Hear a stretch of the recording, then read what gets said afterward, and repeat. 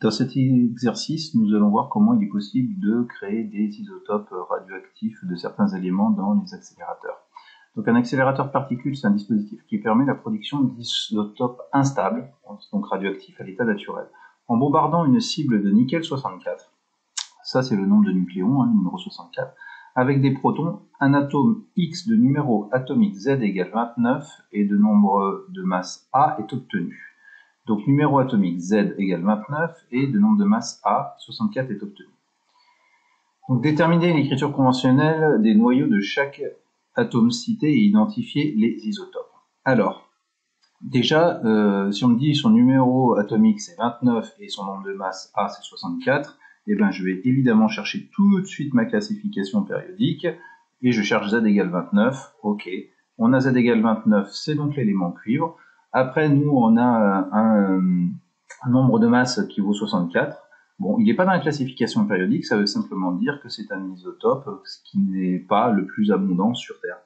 Dans la classification périodique, on va toujours indiquer les éléments dont l'abondance isotopique est la plus importante.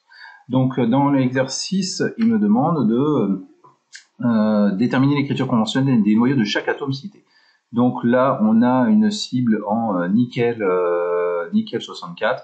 De la même manière, tu vas chercher dans ta classification périodique le nickel, donc Ni6428, et le cuivre qu'on vient de trouver dans la classification périodique. Donc si la cible c'est du zinc 68, un autre atome Y est obtenu, et il possède 29 électrons et 38 neutrons.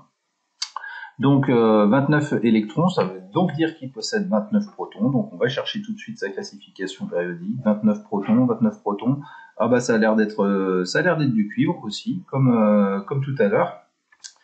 Ça a l'air d'être du cuivre et il a 29 protons, donc c'est du cuivre, ok. Et alors comment est-ce qu'on va déterminer le nombre de nucléons? Bah c'est très simple, hein. S'il a 29 protons et 38 neutrons, on fait la somme des deux, ce qui nous donne 68. Donc on est bien sur du cuivre 2968. Alors après, pour l'autre élément, c'était on bombardait la cible avec du zinc 68. Donc pareil, le zinc, son numéro atomique c'est 30. Donc là, il n'y a pas grand-chose à faire, hein. On marque juste son numéro atomique ici, son symbole Zn. Et voilà, on a répondu à la question de notre exercice. Donc là, on est toujours sur ces fameuses lois de conservation. Si jamais tu as encore un petit peu de mal par rapport à ça, je t'invite à aller voir la vidéo qui est dont le lien est dans les commentaires juste en dessous. Allez, je te dis à bientôt pour un autre exercice.